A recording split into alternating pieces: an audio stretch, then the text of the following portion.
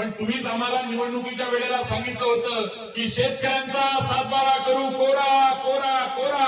माझा तालुका मूर्तिजापूरमध्ये तुम्ही हे विधान केलं होतं आणि तेच विधान तुमचेच साथीदार असणारे, तुमचे सोबती असणारे अजितदादा पवारांनी कदाचित ते ऐकलेलं नसावं आणि म्हणून ते त्यांनी ऐकावं, त्यांच्यापर्यंत गेलं पाहिजे.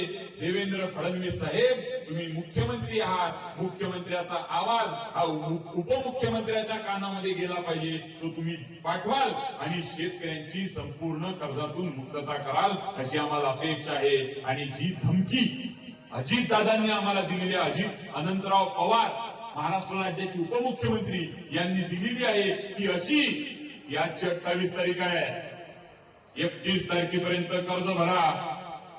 ही जी तुम्ही धमकी दिली, ही धमकी आम्ही शेतकऱ्यांनी काळजाला लागलेली आहे आणि म्हणून आमच्या शेतकऱ्यांची संपूर्ण कर्जातून मुक्ती करा.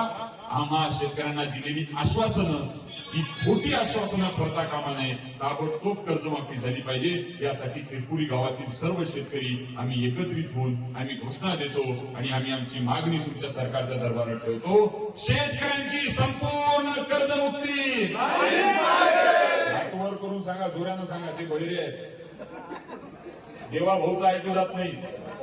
अनंतरावच्या पोराले आपलं कुठे ऐकलं नाही. संपूर्ण कर्जमुक्ती, संपूर्ण कर्जमुक्ती.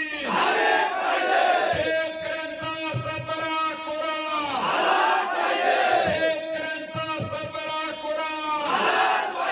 असा कसा होत नाही, असा कसा होत नाही. सर्व पक्षाचे, सर्व धर्माचे, सर्व जातीचे सर्व शेतकरी एकत्रित झाले. बीजेपी, काँग्रेस, राष्ट्रवादी, सेना, अपक्ष सगळी लोक एकत्रित होऊन एकच मागणी करून राहिले. आमची जात, आमचा धर्म आणि आमचा पक्ष हे फक्त शेती आणि शेती आणि शेती आहे. म्हणून आमच्या शेतकऱ्यांसोबत अन्याय करता कामा नये, अन्यथा पुढच्या वेळेला योजना आम्ही आणू. जय हिंद, जय भारत, जय श्रीराम.